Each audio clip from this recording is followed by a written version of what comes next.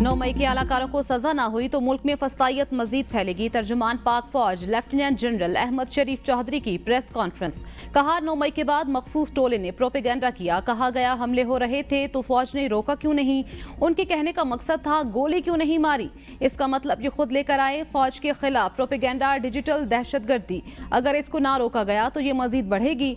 झूठे प्रोपेगेंडे और fake news के जरिए खारजी और डिजिटल दहशतगर्दी दोनों का टारगेट फौज दहशतगर्दों का मुकाबला कर रही है। प्रोपेगेंडा करने वालों को सजा कानून ने देनी है।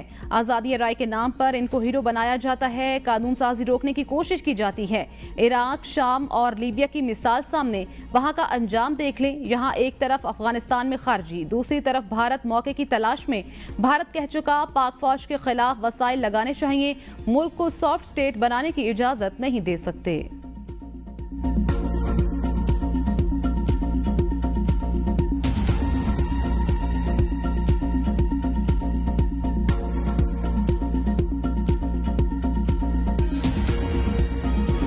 अज़्म इस्तेहकाम ऑपरेशन नहीं, दहशतगर्दी के खिलाफ मरबूत मुहिम। इंतहाई संजीदा इश्यूज को सियासत की भेंट चढ़ाया जा रहा है।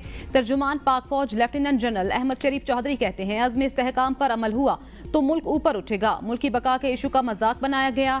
ऑपरेशन का मकसद दहशतगर्दों और क्रिमिनल माफिया के राब्ते तोड़ना है। लॉबीज चाहती हैं नेशनल एक्शन प्लान के अगराज़ व मकासद पूरे न हो। अज़्म इस्तेहकाम को 2 एलामिये जारी होने के बावजूद मुतनाज़ बनाया जा रहा है। इसमें नजरियात नहीं, सिर्फ पैसे का तहफ़्फ़ुज़ है। रियासत जुर्म और दहशतगर्दी के खिलाफ कार्रवाई करे तो नाम नेहाद अमन माश और इंसानी हकूक की तंजीमें आ जाती हैं। सियासी और गैर कानूनी माफिया नेशनल एक्शन प्लान पर अमल को मुतनाज़ बनाना चाहता है। नेशनल एक्शन प्लान पर फौज और कानून नाफिज करने वाले पूरी तरह अमल कर रहे हैं। दूसरे शोबों में अमल की कमी, नॉन कस्टम पेड गाड़ियां, बेनामी अकाउंट, गैर कानूनी तौर पर मुकीम अफराद, बॉर्डर पर सख्ती न होना, अफगान ट्रांजिट ट्रेड वो अवामिल हैं जो दहशतगर्दी को सपोर्ट करते हैं। 2014 से सुनते आ रहे हैं मदारिस को रेगुलराइज करना है। 50% से ज्यादा मदारिस का पता ही नहीं कौन चला रहा है।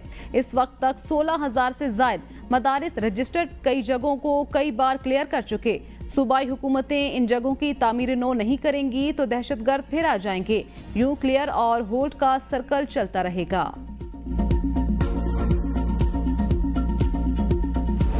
DGISPR की प्रेस कॉन्फ्रेंस, सियासी हुकूमत की नाकामी। उमर अयूब कहते हैं प्रेस कॉन्फ्रेंस हुकूमत के खिलाफ चार्जशीट थी।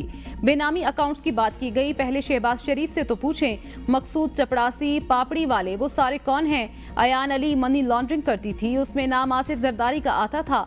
मुनशियात की स्मगलिंग पाकिस्तान में अरूज पर है। ये कौन लोग कर रहे हैं, उन्हें सामने लाएं। बिस्मिल्लाह करें, हम करप्शन के खिलाफ सफ़े अव्वल में होंगे। हमारे 3 साल में देखें दहशतगर्दी कितनी कम हुई। नून लीग और पीपी फील्ड में कुछ कर नहीं सकती, इसलिए PTI के पीछे पड़ी हैं। चोर और लुटेरे हुक्मरान बैठे हैं।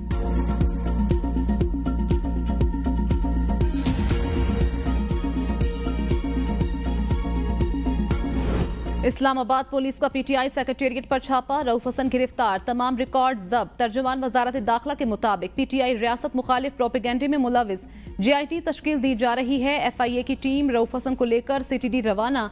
जराए ने दावा किया है तहरीक इंसाफ का मरकजी दफ्तर डिजिटल दहशतगर्दी का गढ़ था।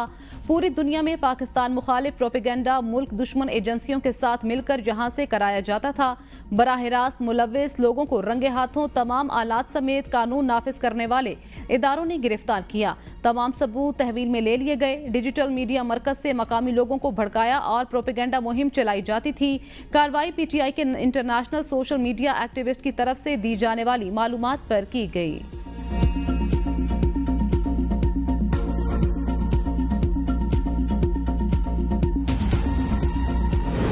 इस्लामाबाद पुलिस की कार्रवाई, तहरीक इंसाफ के रहनुमाओं की मजम्मत। असद कैसर ने कहा हुकूमत अपने आखिरी दिनों में पागल हो चुकी, इन्हें समझ नहीं आ रही। 8 फरवरी को अवामी अदालत ने इनको मुस्तरद किया। कानूनों आईनी महाज पर इबरतनाक शिकस्त इनसे हजम नहीं हो पा रही।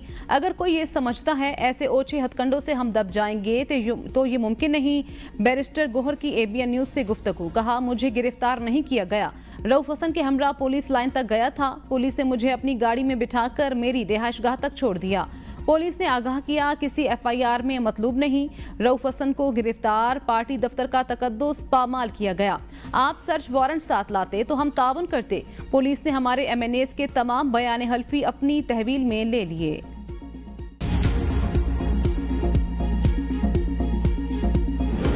पीटीआई पर पाबंदी के मामले पर इत्तेहादियों को कानूनी हिकमत अमली में शामिल किया जाए। वजीर आजम शहबाज शरीफ की वजीर कानून आजम नजीर तारड़ और अटॉर्नी जनरल मंसूर अवान को हिदायत।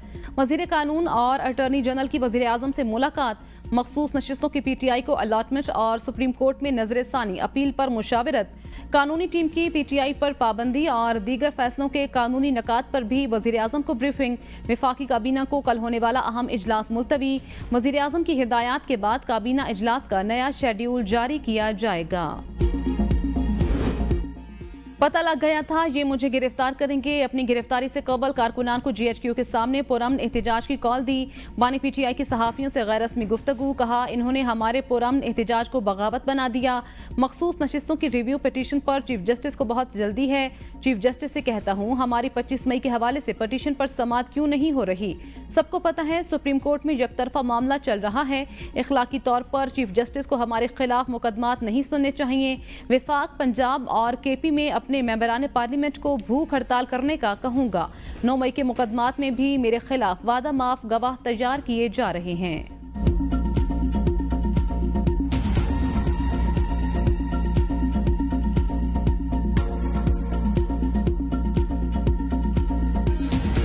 बन्नों में कारोबारी जिंदगी बहाल। ट्रैफिक भी मामूल के मुताबिक रवां दवां। शहर और गिरदनवाह में मोबाइल फोन सर्विस भी बहाल कर दी गई। बन्नू वाकयात पर जिरगे ने मसले के पुरअमन हल के लिए 16 निकाती एजेंडा पेश कर दिया। अवाम, मुंतखब नुमाइंदों, इंतजामिया, पुलिस और सिक्योरिटी इदारों पर एतमाद रखें। जिरगे की अपील। कहा किसी रियासत दुश्मन को ऐसे हसास हालात से फायदा उठाने की इजाजत ना दें। बन्नू समेत कई इलाकों में हमारे जवान शहीद हुए। अमन पर सूबाई हुकूमत की खामोशी मुजरिमाना। गवर्नर खैबर पख्तूनख्वा फैसल करीम कुंडी ने कहा पीटीआई की 10 साला हुकूमत में दहशतगर्दी बढ़ी। लॉ एंड ऑर्डर कायम करने में सूबाई हुकूमत बुरी तरह नाकाम हो चुकी। सियासी इख्तिलाफात भुलाकर सूबे के अमन के लिए बात करनी होगी। सूबे में पढ़े लिखे नौजवान बेरोजगार। ऐसे हालात में कौन सरमाया लगाएगा। रिटायर्ड अफसरान पर तीर चलाना पीटीआई का वतीरा रहा। मौलाना फजलुर रहमान पीटीआई से चुन चुन कर बदला ले रहे हैं। बन्नू जैसे वाकयात को संजीदा लेना चाहिए। दहशतगर्दी खैबर पख्तूनख्वा से होने का विफाक का इल्जाम गलत। वजीर कानून खैबर पख्तूनख्वा आफ्ताब आलम कहते हैं नए ऑपरेशन पर आवाम को एतमाद में लेने की जरूरत है। मुशावरत के बगैर ऑपरेशन हुआ भी तो कामयाबी नहीं मिलेगी। अगर सूबाई हुकूमत के साथ बैठकर कायल किया गया तो कोई फैसला हो सकता है। 9 मई किसी को नवाजने के लिए किया गया। कौम 8 फरवरी को अपना फैसला दे चुकी। तोशाखाना नए रेफरेंस में बानी पीटीआई और बुशरा बीबी का मजीद 7 रोजा जिस्मानी रिमांड मंजूर। 190 मिलियन पाउंड रेफरेंस में परवेज खटक और जुबैदा जलाल के बयान पर जिरहा मुकम्मल। परवेज खटक ने बयान में कहा बानी पीटीआई के इसरार पर काबीना ने बगैर पढ़े एजेंडे की मंजूरी दी। बानी पीटीआई ने स्कैंडल की बात और बहस करने से मना किया। परवेज खटक ने बयान को तहरीरी बयान का हिस्सा बनाने के लिए दरख्वास्त दायर कर दी। स्कैंडल में मजमूई तौर पर 34 गवाहान के बयानात कलम बंद कर लिए। केस की समाअत 26 जुलाई तक मुलतवी।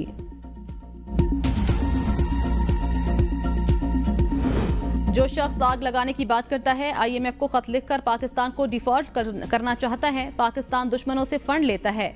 उनको सियासत की इजाजत कैसे दी जा सकती है। सूबाई वजीर इत्तलात सिंध शर्जील इनाम मेमन ने कहा चंदे के पैसे लॉबिंग फर्म को देकर पाकिस्तान मुखालिफ पास की गई करारदाद की अहमियत नहीं।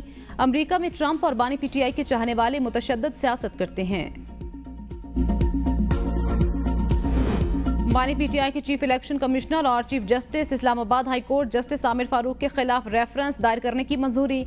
जराये के मुताबिक बानी पीटीआई ने सुप्रीम कोर्ट की 3 रुकनी कमेटी को लिखी गई दरख्वास्त पर दस्तखत कर दिए। दरख्वास्त में चीफ जस्टिस काजी फायजीसा को पीटीआई के केसेस से अलग करने की इस्तदा। चीफ जस्टिस काजी फायजीसा पीटीआई के केसेस से अलग न होने पर उनके खिलाफ भी रेफरेंस दायर करने की हिदायत।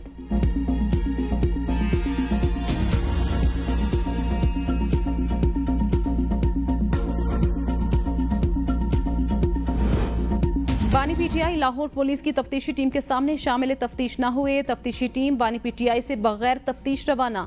बानी पीटीआई वकला की मौजूदगी में शामिल तफ्तीश होने पर बाजिद रहे।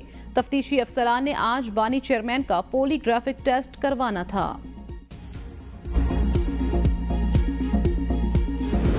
वजीर सैफरान का बन्नू वाक़े पर JIT बनाने का मुतालबा। इस्लामाबाद में प्रेस कॉन्फ्रेंस करते हुए अमीर मकाम ने कहा, खैबर पख्तूनख्वा का वजीर आला बड़ी बड़ी बातें कर रहा है। आप कहते हैं बन्नू वाक़े की इंक्वायरी कराएंगे, आप क्या इंक्वायरी कराएंगे? 9 मई को मुल्क में मखसूस टोलों ने फसाद बर्पा किया। अमन और मईशत के मामले पर सियासत नहीं करनी चाहिए। वफाकी वजीर की जर्मनी में पाकिस्तानी परचम की बेहुरमती की मजम्मत।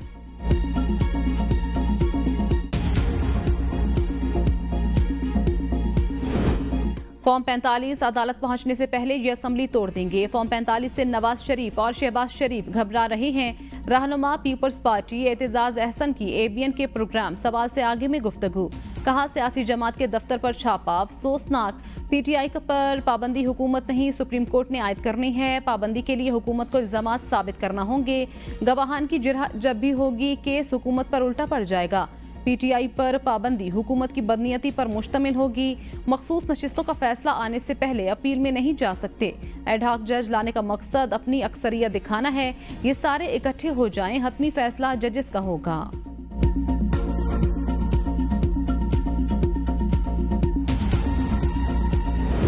9 मई के बाद बड़े लोगों ने ऐलानात किए, लेकिन मैंने ऐसा नहीं किया। साबिक विफाकी वजीर शफकत महमूद ने कहा, 9 मई के बाद पार्टी छोड़ने वालों को का अंदाजा नहीं उन पर क्या गुजरी। सियासतदान को भी रिटायर्ड होना चाहिए, नए लोगों के लिए जगह बनानी चाहिए। 70% सियासत पार्टी के अंदर, 30% बाहर होती है।